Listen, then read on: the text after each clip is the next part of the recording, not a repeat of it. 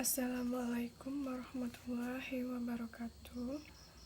Perkenalkan, nama saya Ika Kusuma Wardani dari Fakultas Ekonomi Bisnis jurusan Manajemen angkatan 2019.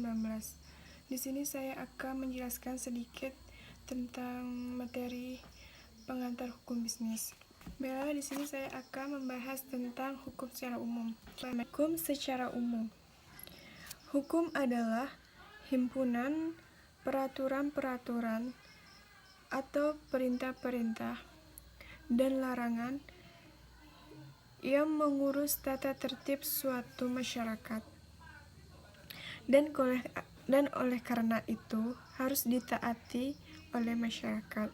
Sumber hukum dapat diartikan sebagai bahan-bahan yang digunakan sebagai dasar oleh pengadilan dalam memutuskan perkara.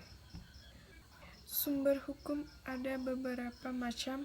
Yang pertama, sumber hukum dalam arti material. Hukum dalam material merupakan faktor yang mempengaruhi materi dan aturan-aturan atau tempat dari mana materi itu diambil untuk pembentukan hukum.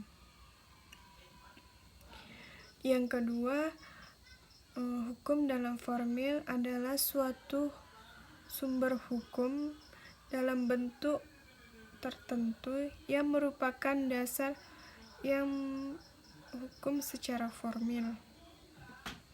Menurut pendapat pakar hukum seperti Algra, sumber hukum materi ialah yang tempat dari mana hukum itu diambil.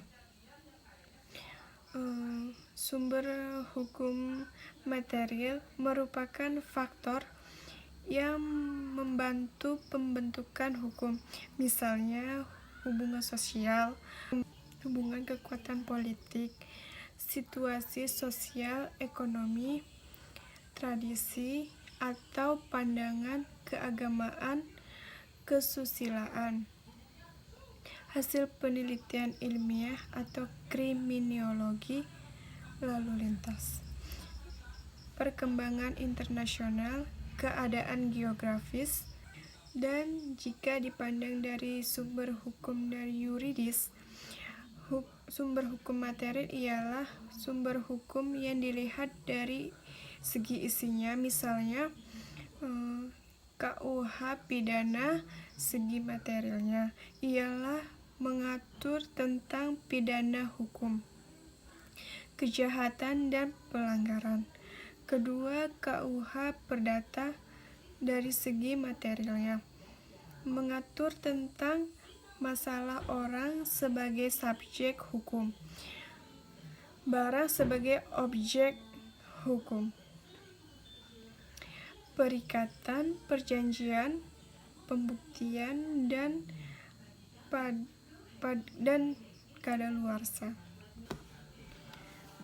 Pada prinsipnya, untuk menjamin kepastian hukum, maka dimungkinkan hakim memutuskan perkara akan berlandaskan pada hukum dalam pengertian undang-undang yang telah dibentuk oleh lembaga yang berwenang untuk itu sebagai pedomannya.